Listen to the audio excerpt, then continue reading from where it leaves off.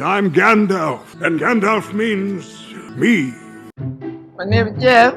Dark Lord Sauron. My friend. Good queen. You're right. Next few rounds on me. Look at this dude. Wait till you see the... No. Collectively, we can say that The Lord of Rings, The Cringe of Power is the bestest show ever made. It has ratings of 200% in Rotten Tomato, and 500% audience like this show.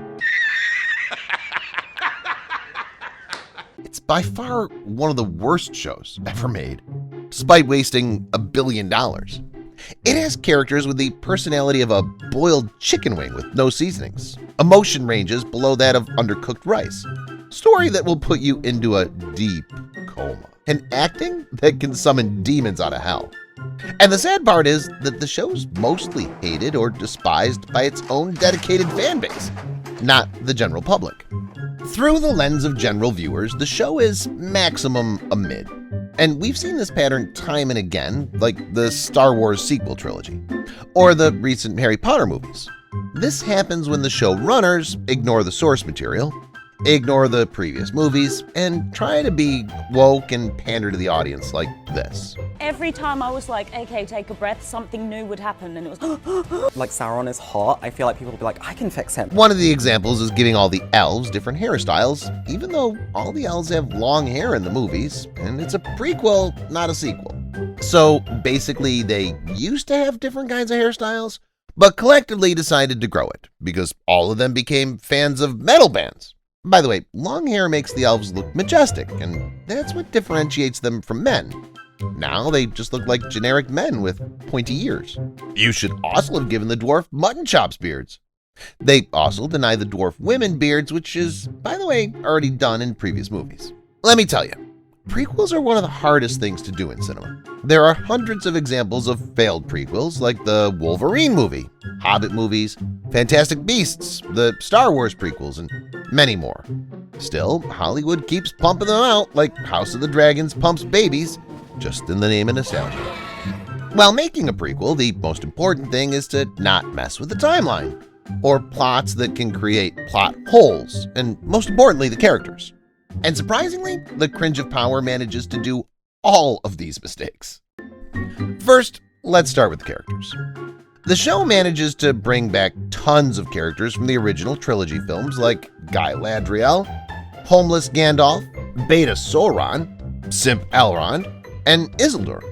But in this great show, they're just one-note, life-size cardboard cutouts of the original characters written by J.R.R. Tolkien and shown by Peter Jackson.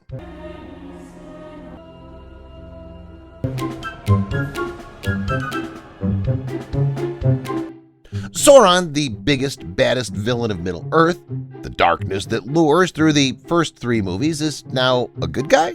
And no, he wasn't pretending to be good and plotting in secret. The show literally shows him being conflicted and trying to be good. You're asking me to go to the one place that I swore never to return. The least you can do is tell me why. I'm sorry to your brother. He saved Guy Ladriel from drowning, gave her support, and didn't even kill her in the ending. Yeah, let's definitely not kill the commander of the Northern Army who I just battered and who knows my identity. She'll definitely not come with her army and try to defeat me. He was being reasonable in Numenor and only killed people when provoked. You're not so bad, Lowman. Well, then I best make my retreat.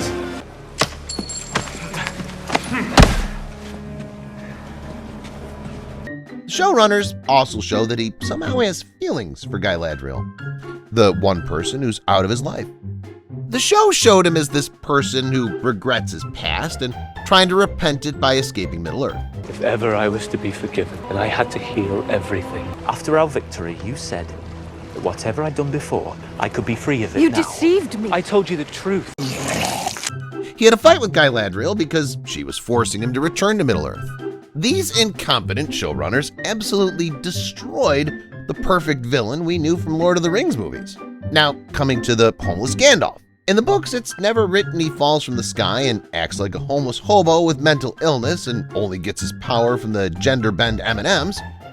In the books, also in the movie, Gandalf is more like an angel than a wizard. He always has his powers, and he came to Middle-earth to give his wisdom and to guide men and elves.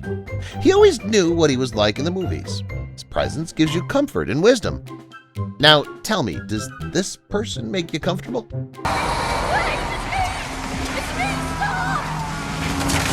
The same thing happened with Galadriel, Lady of Galadrim, the Lady of Light. In this show, she feels like a mega Karen with the personality of a young brat. She walks around like a dude with an armor and a sword, runs over everyone, constantly makes bad decisions. She even lacks all the wisdom and brain that a commander in the Northern Army should have. What else she lacks, you may ask? Well, her husband, Celeborn. Galadriel was supposed to be married from the First Age. Current timeline is the Second Age, so by now she should be married. But the showrunners don't care about character consistency of the story. Another inconsistency with Tolkien writings is Galadriel never went to Numenor. Never happened in the book. If this was a new story, fans could have ignored all the faults. But when you're doing a prequel with a story from one of the greatest writers, at least don't try to ruin his legacy by doing character assassinations and creating fake storylines. One of the good examples of prequels are Better Call Saul and House of the Dragon. In Better Call Saul, it doesn't ruin well-established characters like Gus Fring. Rather, it digs deep into their past. It flushes them out. On the other hand, in House of the Dragon, they explore this whole untouched era of dragons when the world was ruled by dragon riders, not men. But Rings of Power ruined the well-established characters, ruined Tolkien's writing, and ruined the timeline.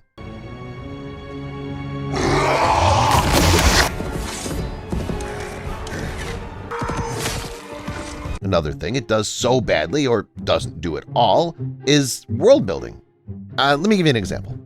In the Lord of the Rings movie, when Saruman was cutting all the trees to run his forge, the walking tree creatures called the Ents retaliate against Saruman and single-handedly destroyed all his army in operation. Something similar happened in Cringe of Power when the super white orcs cut all the trees while building their super secretive tunnel that no one can notice from a mile away. There was not a single Ent to be found, even though it's like 3,000 years before Lord of the Rings, and there were supposed to be more Ents in those times. A good world building is when your world reacts with the actions and it flows behind the scene, not with the story. They wasted the whole season just to do pointless character revelation at the end, like, here's Sauron, here Gandalf, boom, Mount Doom, gotcha! Like we didn't see it coming from 1,000 miles away. This was the weakest character reveal of all time, and they took 7 episodes to do it. It would have been a better story if the characters were revealed in the 2nd episode and they acted like how they were supposed to act. So this is how you kill a franchise. And I'll see you in the next one.